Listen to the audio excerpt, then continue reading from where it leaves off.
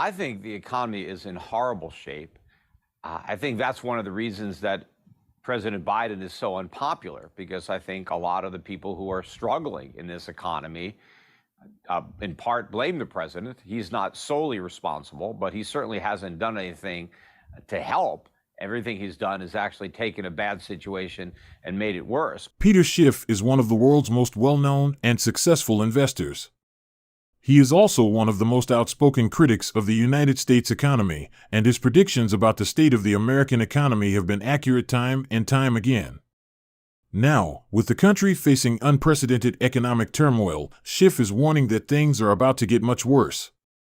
He has always stated that America is in danger of being wiped out financially due to the government's reckless spending and the unchecked printing of money. In recent months, the United States economy has taken a nosedive, with unemployment rates and business closures reaching unprecedented highs. As the pandemic continues to wreak havoc, it looks like America may be headed for an even more devastating financial crisis. With his incredible foresight, Peter Schiff predicted this situation long ago, and now his warnings are being proven true. He believes that America must take drastic measures to avoid complete economic collapse, and his insights provide a glimpse into what the future may hold. It's time to listen to the warnings of Peter Schiff and prepare for what's coming. Welcome to Finance Savvy.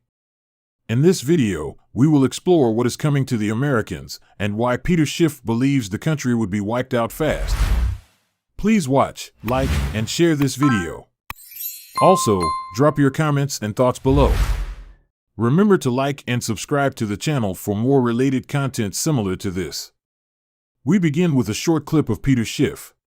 But if you look objectively at the data, the savings rate is at the lowest it's been since 2007. I think it's down to 2.3%. So Americans have blown through all their stimulus money, and now they're pretty much broke. If you look at credit card debt, it's at an all-time record high. So Americans are struggling to put food on the table and to pay the electric bill, and so they're borrowing more money on their credit cards. If you look at what's happening to wages, they are declining in real terms. And I think the real decline is being masked by the fact that we are understating inflation. I think the actual inflation rate is about double what the government will admit to. And that means that the real decline in wages is much greater, which explains why so many people are now moonlighting. A record number of Americans have 2 and 3 jobs. In fact, you have more Americans than ever that are working 2 full-time jobs. Most people don't want multiple jobs. They would prefer to be able to support themselves and their family on one job. But unfortunately, in the Biden economy, that's not possible. And that's where all these jobs that are being created are going. They're going to people who don't want more jobs, but who are forced to take them anyway, because that's the only way that they can keep up with the rising cost of living.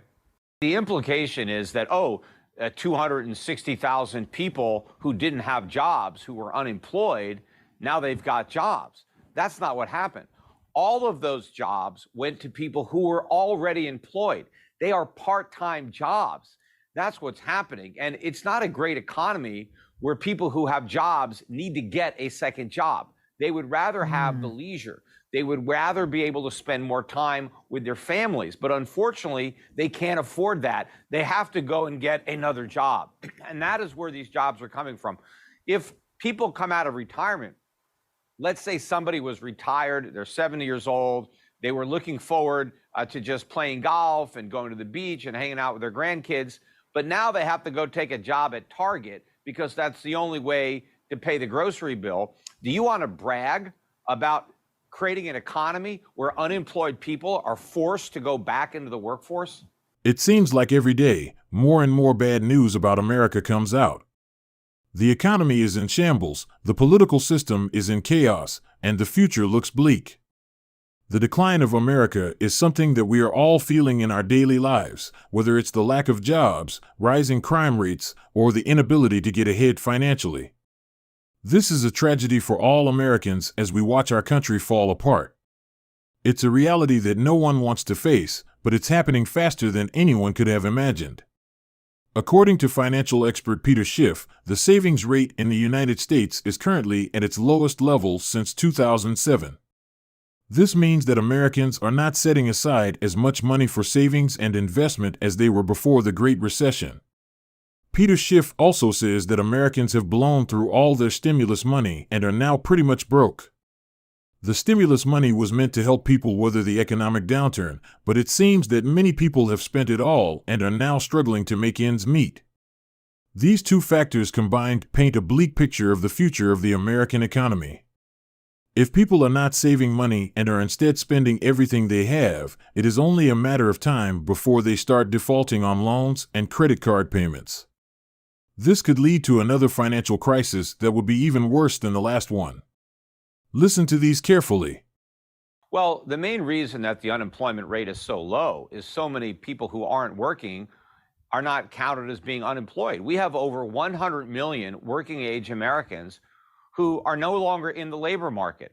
So I think if you objectively measured the unemployment rate and included all the people who are not working, but who would be working if they believe they can find a job, or who have settled for a part-time job when they prefer a full-time job, I'm sure the actual unemployment rate is in the double digits. Yeah, the savings rate, again, is 2.3%. That's the most recent number that was released last week by the government. We haven't had savings that low since 2005. But one of the reasons that Americans weren't saving in 2005 is because they had so much home equity. They were just getting rich off the real estate. That was the peak of the real estate bubble. But right now, Americans are losing their home equity. Real estate prices are now falling.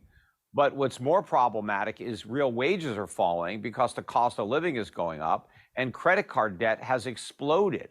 So if Americans really had all this savings, credit card debt wouldn't be skyrocketing. The reason credit card debt is going up so much is because people don't have savings. They can't afford to buy things. They have to borrow the money. But more of the money that they're borrowing is being spent on food. It's being spent on electricity, on gas. I mean, look at all the big retailers that are reporting that their customers are spending more money on food and less money on everything else because food is so expensive. According to Schiff, many people who are not employed are not included in the unemployment statistics, which is why the unemployment rate is so low. Then he points out that more than 100 million working-age Americans are no longer in the labor force. Schiff's statement has once been backed by a post from Bloomberg, which cited the reason why these 100 million Americans weren't working any longer. According to the Post, given the magnitude of the baby boomer generation and the fact that many of them left the workforce early during the epidemic, it is not surprising that over half of the respondents are retired. Another 12% of people who left the labor market were either handicapped or unwell from a condition unrelated to COVID. It's hard to imagine, but it's true, America is getting wiped out fast. In the last few decades, we've seen a dramatic shift in the way our nation is structured, and it's not for the better. Our economy is suffering, our infrastructure is crumbling, and our citizens are facing a level of inequality and poverty that hasn't been seen since the Great Depression. We're losing jobs, and many of our most important institutions are becoming obsolete. The future of our nation is uncertain, and it's more important than ever that we take steps to protect it. Listen to these carefully. You're looking at credit card rates now that are about 20%, and that is a huge amount of interest to pay. And, I think a lot of people today have a lot more consumer debt than just their credit card debt, because over the last few years, a lot of these buy now, pay later companies have come into existence. And so people are using those companies to buy stuff without money, but it doesn't show up in the credit card numbers because it's not credit card debt. But it's still debt that the consumer is obligated to repay, and I don't believe they're going to be able to do it. Yeah, the credit card debt is non-secure.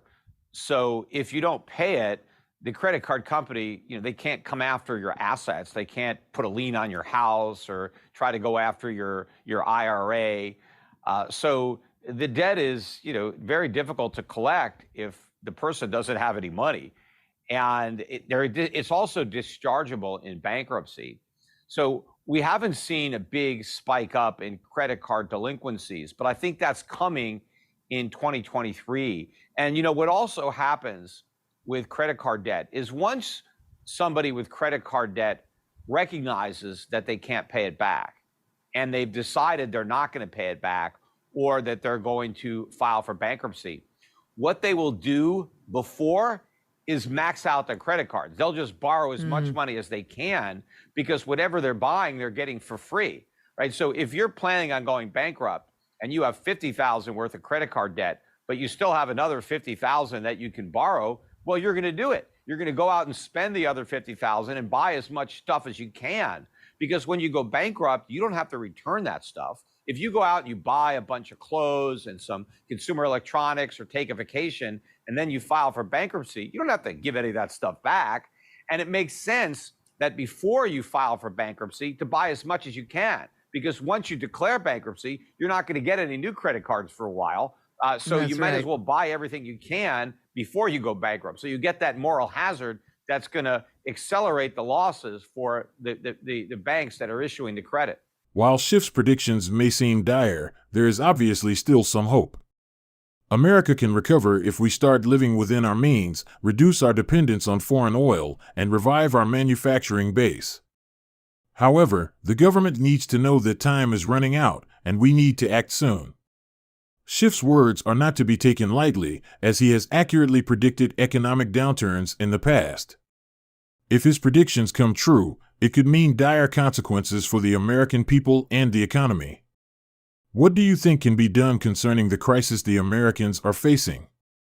Feel free to let us know in the comment section below. Remember to hit the like button and subscribe to our channel for more updates. Thanks for watching. Anticipate our next video update.